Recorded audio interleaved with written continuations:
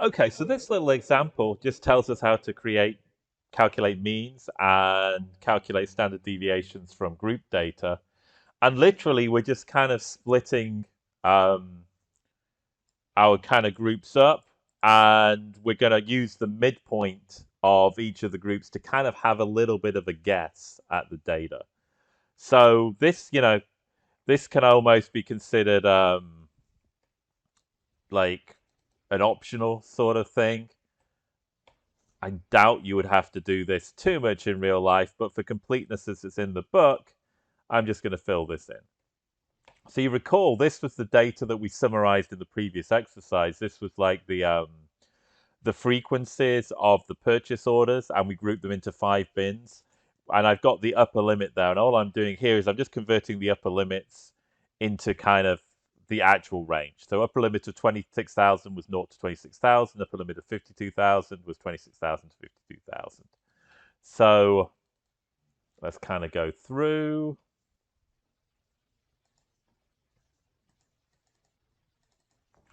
Oh, we've got 104,000. Okay, so this is the range. And each group, each of these has a midpoint. So we'll put the midpoint here.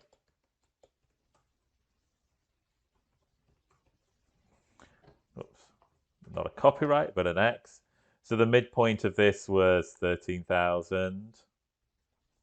This was 39,000. So just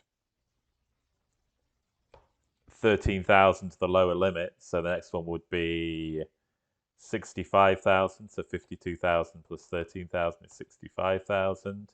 78,000 plus 13,000 is 91,000. And 104,000 plus 13,000, 117,000. So again, our groups, their width of 26,000, so it's just the bottom plus 13,000 is the midpoint. Very easy. So we have the frequency, and basically we want to find the total sum in the group. And to do this, we estimate. So the midpoint is 13,000. We have 68 items. We multiply 13,000 times 68. Let's just call the frequency F. Let's move up a little bit. And so we're going to have a column which is F times X. And so that's just going to be B2 times C2. And we just drop this down here. And this is the bottom of the table. I'm going to add four more columns here. So we're just going to show that this is the bottom of the table. So we can actually sum these values. So firstly, we sum the frequency, the number of kind of orders we have. It's going to be sum.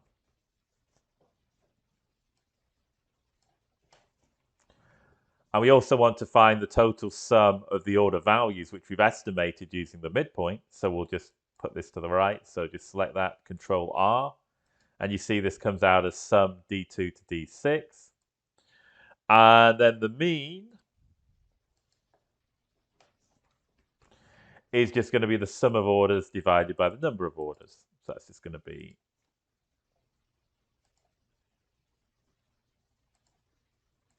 and voila, we have the sum of the orders over the number of orders.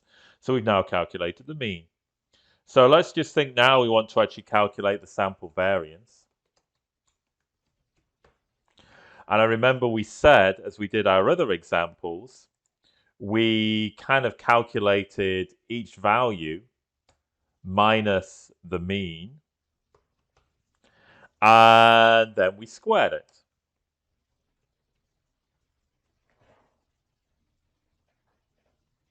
So exactly the same as our previous standard deviation example. So, and then in this time, we're going to have to square it, and we're going to have to multiply the number. So we're going to have to do, as we're adding up all the differences from the mean,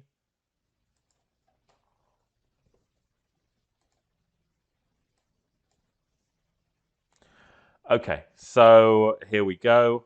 Let's just move that back one. So each value minus the mean. So we've got 13,000 at the midpoint of the group minus the mean.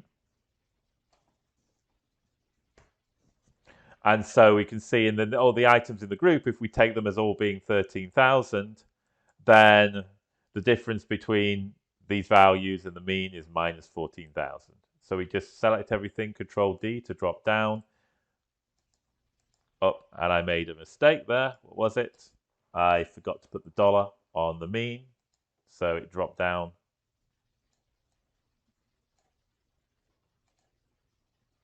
So here we can see we're just subtracting the mean. So here 117,000 minus that mean is 89,000. So the next column is basically the previous column squared.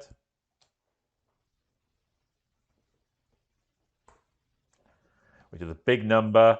And then that's the difference squared, but we're just basically summing up all the differences squared, and we have 68 in this group.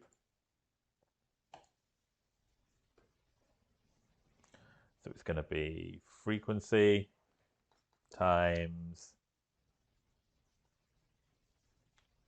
this value here. So C2 times F2.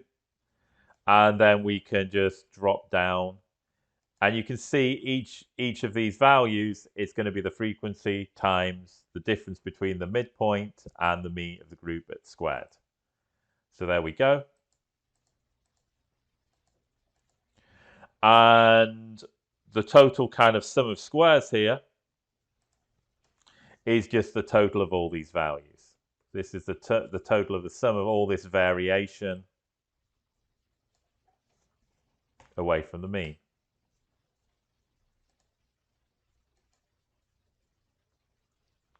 Okay, yeah, I had a minus. So I was thinking, why you can't have a minus of some values. So there we go. And then the sample variance is just this value divided by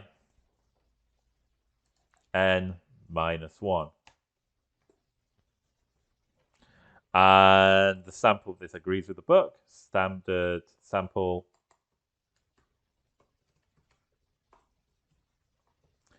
standard deviation, we'll call it. And that's just going to be the square root of the above number. Now, honestly, if we had this data set, we don't need to do any of this because we have the actual data. So I can just, use the, as we did before, I could just use equals, var.s. So in terms of real life or the project, if you have this sort of data set, you want to find the variance of the standard deviation. Really, really easy. But this is kind of almost, if the data I have to begin with is grouped and I don't have the raw data, or I have maybe some survey responses where the data's in ranges, then you might want to use this technique. So let's just tidy this up a little bit. So let's just, how did I do that? That had a bottom border. This had a double bottom border. This shouldn't have anything at all. And let's make the whole thing Arial 12, just to be consistent with everything else. And there we have the example on page 149. As I said, you're probably never going to have to really do this in practice. But again, it just illustrates how you build up both the mean and the standard deviation if you've got this group data.